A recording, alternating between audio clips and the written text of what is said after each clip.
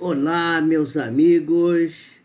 Vamos a mais um estudo aqui para o nosso canal da Doutrina Espírita. Hoje é segunda-feira, é dia do nosso estudo de Doutrina Espírita. Então nós vamos hoje fazer um estudo sobre a intimidade do ser.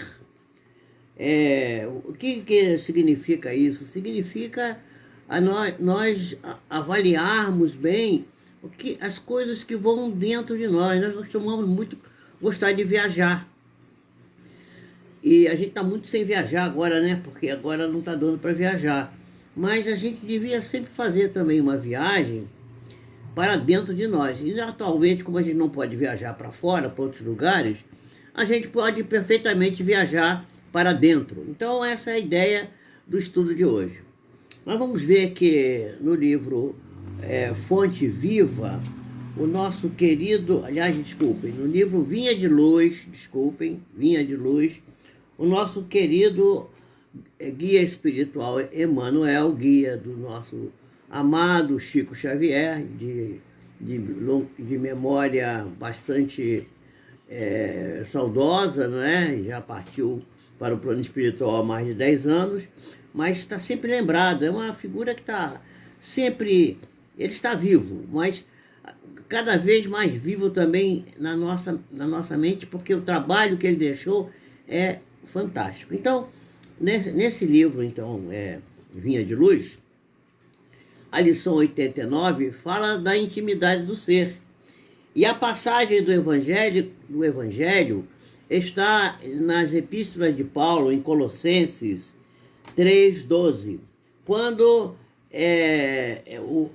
Paulo diz assim: vós, pois, como eleitos de Deus, santos e amados, revesti-vos das entranhas, quer dizer, do conteúdo, né? Entranha aqui é conteúdo, né?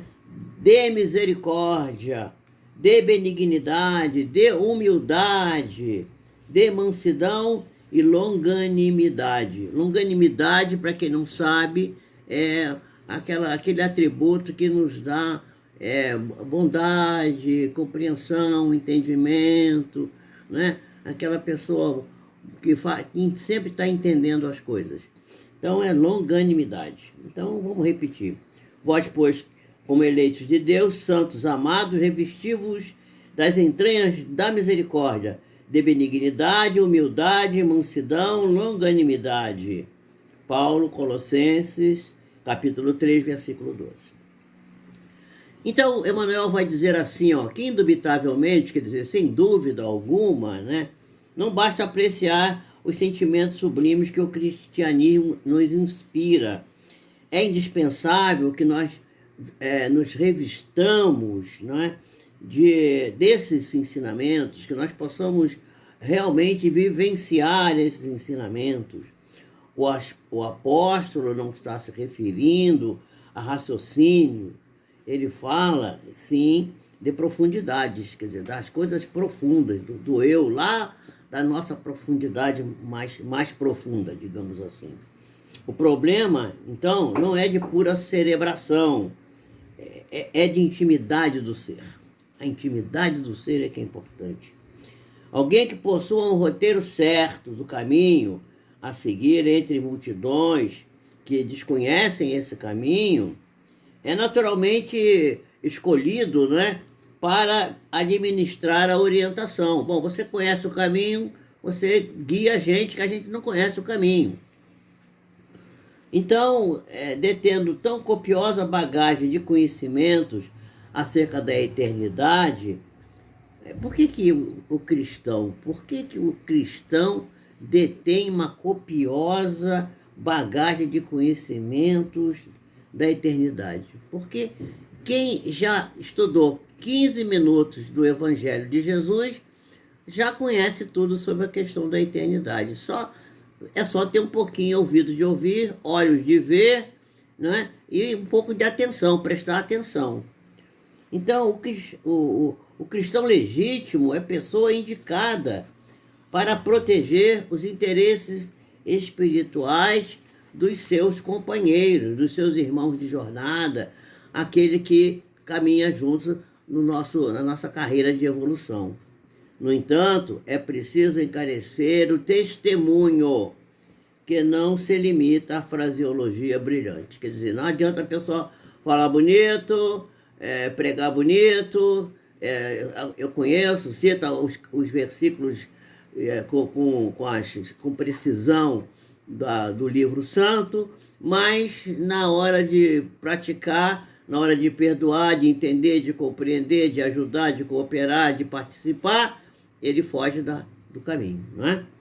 Então, imprescindível é que estejamos revestidos de entranhas de misericórdia, quer dizer, de profundidade em nós, de misericórdia, termos misericórdia. Mas não é misericórdia com quem é bonzinho para nós, não. Misericórdia principalmente com aquelas pessoas que a gente não gosta muito e que a gente gosta de meter o malho, criticar e fazer uma porção de coisas que a gente não devia fazer. Quando eu estou falando isso aqui, eu não estou falando para ninguém não, tá? Eu estou falando porque o ouvido que está mais perto da minha boca é o meu próprio. Estou falando para mim mesmo. Então, o mal, para ceder terreno, compreende apenas a linguagem do verdadeiro bem, e o orgulho, a fim de renunciar aos seus propósitos infelizes, não entende senão a humildade. Então a gente precisa ter humildade para vencer o orgulho e precisa vencer o mal através da prática do bem. Não devemos ficar lutando contra o mal. Vamos batalhar contra o mal, vamos fazer alguma coisa. Não, vamos fazer o bem, porque fazendo o bem nós já estaremos batalhando contra o mal. Então, sem espírito de fraternidade, sem espírito fraternal, é impossível quebrar o escuro estilete do egoísmo. É necessário dilatar sempre as reservas do sentimento superior, de modo a avançarmos vitoriosamente na senda da ascensão. Todos nós queremos voar, queremos ganhar asas, queremos crescer, mas é preciso que a gente mereça isso. Aqueles que são espíritas, os espiritistas sinceros, encontrarão um luminoso estímulo nas palavras do apóstolo Paulo, e alguns companheiros, por certo, observarão em nossa lembrança mero problema de fé religiosa, e que não tem nada a ver uma coisa com a outra. Qualquer fé religiosa é boa e verdadeira e vai servir para iluminar o caminho. Não é problema de fé religiosa, é problema de construção interna, de transformação do nosso interior. E esse problema de fé religiosa, segundo o nosso modo de entender. Todavia, entre fazer psiquismo, que é o que muita gente quer fazer na doutrina espírita, podia aí receber uma mensagem do meu pai que partiu, saber como é que está. As pessoas ficam mais preocupadas de saber o que está acontecendo lá do outro lado do véu de Ísis, né? Como diz o autor do livro da mediunidade, quer dizer, o outro lado da vida, do que realmente transformar a sua atual vida para que a sua vida futura seja cheia, recheada de bênçãos e de vitórias. Então, a gente não é problema puramente de fé religiosa, segundo o nosso entendimento. Então, fazer psiquismo por alguns dias e solucionar questões para a vida eterna, questões que às vezes vêm se arrastando de longa data. Nós trazemos problemas de outras encarnações que precisamos resolver. Há sempre uma considerável diferença. Bom, essa é a lição que o Emmanuel traz do apóstolo Paulo no livro Vinha de Luz. E nós vamos dar sequência fazendo o nosso estudo agora, que vai completar, aquele trabalho que está no livro Estude e Viva. O Estude e Viva é um livro também que Emmanuel participa, mas juntamente com André Luiz, e o médium, além do Chico Xavier, nós temos também o Valdo Vieira, que num certo momento abandonou a tarefa, mas que durante o tempo que esteve trabalhando com o Chico Xavier, foi de uma proficiência impressionante. Ele tinha uma mediunidade maravilhosa. e nós temos que dar o braço a torcer, e ele é uma pessoa que também devemos orar muito por ele, pelo nosso querido Valdo, nosso irmão, que muito nos deu enquanto esteve trabalhando junto com o Chico Xavier. Então, a mensagem, tem uma mensagem do Emmanuel e uma mensagem do André Luiz. Nós vamos primeiro ver a mensagem do Emmanuel. Ele vai falar do socorro oportuno. A gente se sensibiliza diante do irmão que está positivamente obsediado. Nós temos feito uma série aqui sobre obsessão, e eu vou tentar colocar aqui no alto aqui um card em que a gente vai tentar mostrar para vocês uma dessas palestras nas quais falamos sobre este assunto. Então a gente olha para essa pessoa que está nitidamente obsediada e a gente se esmera em ofertar para ela o esclarecimento, não só para o encarnado, mas também para o desencarnado, não é? Esse esclarecimento é um esclarecimento salvador, porque a doutrina espírita nos favorece, porque nos dá as ferramentas para a gente fazer esse esclarecimento. Bendito seja, portanto, o impulso que nos leva a socorrer semelhante doente da alma. Entretanto, é preciso que nós reflitamos nos outros. Quem são esses outros? Esses outros são aqueles que se encontram nas últimas trincheiras da resistência, quase entrando no desequilíbrio espiritual. Tem gente que está numa aflição tão grande, está quase desequilibrada, ainda não entrou no quadro obsessivo, vamos dizer assim, nítido e claro, mas está na trincheira, está na fronteira, está quase. É esse que a gente precisa procurar e assistir. Por um alienado que se candidata às terapias do manicômio, para um tem centenas de fronteiriços da obsessão que renteiam conosco na experiência cotidiana. Quer dizer, essas pessoas estão caminhando conosco na caminhada do dia a dia e nós não estamos prestando atenção. Lá vão eles, desambientados, num mundo que ainda não dispõe de recursos que lhes aliviem o íntimo atormentado. Eles esperam por algo que lhes pacifique as energias, a maneira daqueles viajantes que estão perdidos, tresmalhados, que não sabem para onde estão, caminhando, tateando nas trevas como cegos, né? Lá vão eles, suspirando por um raio de luz. Marcham marchavam, né? Resguardados na honestidade, eram pessoas corretas, honestas, mas viram-se lesados a golpes de crueldade. Foram enganados por criaturas soezes que se aproximaram deles e os perverteram, os levaram à bancarrota.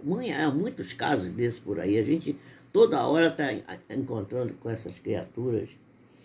Essa crueldade terrível, ela vem mascarada de inteligência. O cara é ladino, é inteligente, é esperto, não é? Ele vai pelas beiras e acaba iludindo a pessoa. Alguns abraçaram tarefas edificantes e foram espancados pela injúria, acusados de faltas que jamais teriam capazes de cometer. Quanta gente é acusada injustamente no mundo, gente? Entregaram-se tranquilos a compromissos que supuseram inconspurcáveis e acabaram espezinhados nos sonhos mais puros. Edificaram lá, como sendo um caminho de elevação, e reconheceram-se dentro dele a feição de um prisioneiro sem esperança. Criaram filhos, investindo em casa toda a sua riqueza de ideal e ternura, na expectativa de encontrarem companheiros abençoados para a velhice. E lá, agora, se encontram relegados a extremo abandono. Saíram da juventude plenos de aspirações renovadoras e toparam enfermidades que lhes atenazam a vida. É com eles, os que se acusam desajustados,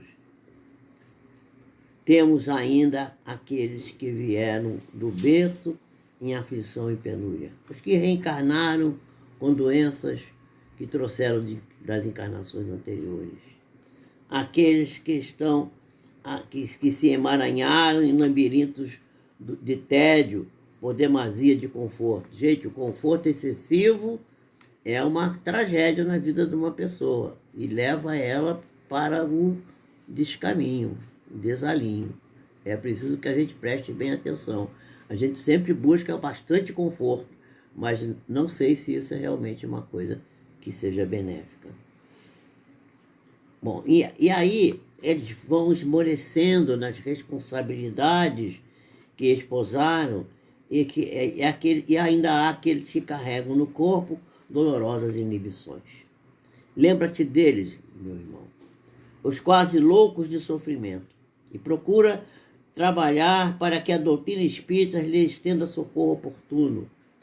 Para isso, estudemos Allan Kardec ao clarão da mensagem de Jesus Cristo, e seja no exemplo ou na atitude, na ação ou na palavra. Recordemos, meus irmãos, que o Espiritismo nos solicita uma espécie permanente de caridade, que é a caridade da sua própria divulgação. Eu vejo muita gente falar dessa frase aqui, que está nessa lição 40 do livro Estude Viva, dizendo: a maior caridade que podemos fazer no Espiritismo é a sua divulgação. Sim, é verdade, isso é verdade, mas não é a divulgação pela palavra, não é essa divulgação que eu estou fazendo aqui agora, através desse vídeo que eu estou realizando, não é isso. É através do comportamento, através da nossa ação permanente, no cotidiano das nossas vidas, nas horas que fomos chamados aos testemunhos, sabermos testemunhar com grandeza de espírito. É verdade que ainda somos fracos, ainda escorregamos e caímos, mas precisamos levantar rápido e novamente tomar a charrua e ir adiante nesse trabalho da reforma interior em nós mesmos, aprofundar a nossa própria consciência para andarmos indo sempre à frente. A outra mensagem é uma mensagem que eu tenho a impressão que é a do André Luiz, que é o Espiritismo em sua vida. Será que a gente já refletiu sobre o que representa o Espiritismo na nossa vida? É preciso que nós reflitamos da importância do Espírito na nossa encarnação e confrontemo-lo com as circunstâncias diversas em que nós próprios despendemos a nossa própria existência, né? Então nós temos as várias situações que nós temos que avaliar o Espiritismo. Por exemplo, o nosso corpo. O nosso corpo é um engenho vivo que recebe como os tributos da hereditariedade fisiológica, em caráter de obrigatoriedade, para transitar no planeta por tempo variável. Máquina essa que funciona tal qual o estado vibratório da nossa mente. Paremos para refletir nisso. O nosso corpo vai funcionar de acordo com como funciona a nossa mente. Se a nossa mente for sadia, nosso corpo será sadio. Se a nossa mente for doentia, nosso corpo adoecerá. Isso é importante. A mente é a causa da doença, é a causa da saúde. Tenhamos convicção disso. A família. Falamos do corpo, agora vamos ver a família. A família é o grupo consanguíneo ao qual, forçosamente, nós nos vinculamos por remanescentes do pretérito ou em posições de afinidade com vistas ao burilamento pessoal. Quer dizer, a família é uma ferramenta para que nós aprendamos a ter humildade, respeito, tranquilidade e distribuir a paz. E muita gente encontra na família um inferno, quando ela deveria ser o céu. A profissão. A nossa profissão também é preciso avaliar, porque o quadro de atividades que nos constrange as energias, a repetição diária das mesmas operações de trabalho, quer dizer, aquilo que fazemos cotidianamente, expressando aprendizado compulsório, seja para recapitular experiências imperfeitas do passado, ou para a aquisição de competência, para que possamos melhorar, aprender nos aperfeiçoar para o futuro. As provas às quais nos submetemos.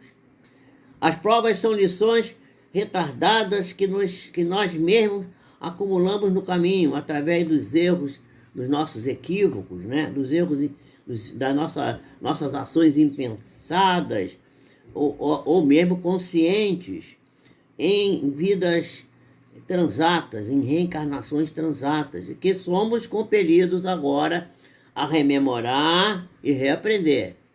Essas são as provas. As provas são lições, são testemunhos, são provas, né? Para a gente provar para a gente mesmo se a gente já está melhor ou não. A doença. A doença é uma coisa que as pessoas têm pavor, os dois grandes pavores, a morte e a doença. A doença é um problema que carregamos conosco, criados por quê? Pelos nossos vícios de outras épocas, ou abusos agora, recentes. A gente come pimenta, aí fica com gastrite, não é? Fica com colite, fica passando mal. Né? O André Luiz desencarnou e foi chamado de suicida, porque ele bebia e comia coisas indevidas. Acabou desenvolvendo um câncer intestinal. Ele disse, não, mas eu morri de câncer, eu fui sofrer várias cirurgias. Pois é, mas foi suicídio, foi um suicídio lento. Você foi, a sua mente também, a sua intolerância, a sua maneira pouco suave de lidar com os outros, foi causando isso em você. As decepções. As decepções são necessárias, são os cortes. Uma decepção corta o nosso barato, né? Tira, a gente tem uma decepção, a gente fica mal. Então, são os cortes necessários em nossas fantasias, provocadas pelos nossos excessos, dos quais ninguém pode fugir. As inibições. As inibições são os embaraços que são gerados pelo comportamento que adotamos ontem, que hoje nos cabe suportar num esforço reeducativo. O problema não é de educação, o problema é de reeducação. Precisamos nos reeducar, precisamos melhorar. As inibições, temos muitas inibições. Quantas pessoas querem tomar uma decisão, não conseguem, tem inibições, coisas que as inibem. As inibições são os embaraços gerados pelo comportamento que adotávamos ontem, que hoje nos cabe suportar em esforço também reeducativo. Mas isso aqui eu já tinha falado, né? Pois é. Então são os embaraços que vêm na nossa vida, são as inibições. Bom, o meio social nos dá a condição, de acordo com o nosso merecimento, que nos facilita ou nos dificulta as nossas realizações. Então, a condição que nós recebemos nessa encarnação é conforme os débitos e os créditos que nós adquirimos no passado. Segundo, é fácil agora, depois dessa leitura e dessa análise, fica fácil a gente concluir que todas as situações da existência humana são deveres a que nos obrigamos sob impositivos de regeneração ou progresso. Mas a doutrina espírita é o primeiro sinal de que já estamos entrando no quadro de libertação espiritual à frente do universo, habilitando-nos pela compreensão da justiça, pelo serviço que prestamos à humanidade, a crescer e a aprimorarmos-nos para as esferas superiores. É o primeiro sinal do progresso, é a gente aceitar a doutrina espírita. Pense, meu amigo, no valor do espiritismo em sua vida. Ele é a sua verdadeira oportunidade de partilhar a imortalidade desde hoje, que nós temos que começar a aprender a viver na vida atual, nessa existência que estamos levando agora, nos preparando para a imortalidade que se aproxima. Que já está em nós já estamos na imortalidade. A vida, nós estamos na vida e não vamos morrer, continuaremos na vida. A vida é contínua. O último livro da série do André Luiz, da série do Mundo Espiritual, é o livro A Vida Continua, que vai exatamente falar da continuação da vida. A vida continua sempre. Não existe a morte, a gente não tem que ficar com medo, vou morrer, não sei. A gente vai talvez ser tirado daqui. Mas se a gente não ficar muito agarrado nas coisas que estão aqui, a gente vai poder partir com uma liberdade, com uma leveza muito grande. Eu estava vendo uma poesia que eu gostaria de ter trazido aqui, mas eu prometo que trago num outro momento, que é exatamente do poeta, quando ele se despede do corpo, dizendo assim, eu não vou te deixar abandonado aí não, você vai continuar com as minhas esperanças, com as minhas consolações, com as minhas lutas, e que vão ser representadas pelas flores que vão te cobrir sobre a terra. Ele fazendo uma ode, uma poesia maravilhosa para o corpo físico. Eu achei tão bonito isso, a pessoa agradecer o corpo, porque o corpo um dia vai se desgastar, vai ficar aí na terra. Mas nós vamos voar daqui, vamos sair ou não, né? Vamos ficar nos rastejando também, não sei. Vai depender muito da maneira que a gente encara as coisas. Eu espero que vocês tenham gostado dessa apresentação e que estejam aqui conosco todas as segundas-feiras. Um bom dia para todos, boa noite, boa tarde, todos fiquem muito bem e estejam sempre conosco. Tudo isso que eu faço aqui é por vocês. Sejam bem-vindos e que Jesus nos abençoe a todos, nos dê saúde e paz no coração. Que assim seja. Graças a Deus.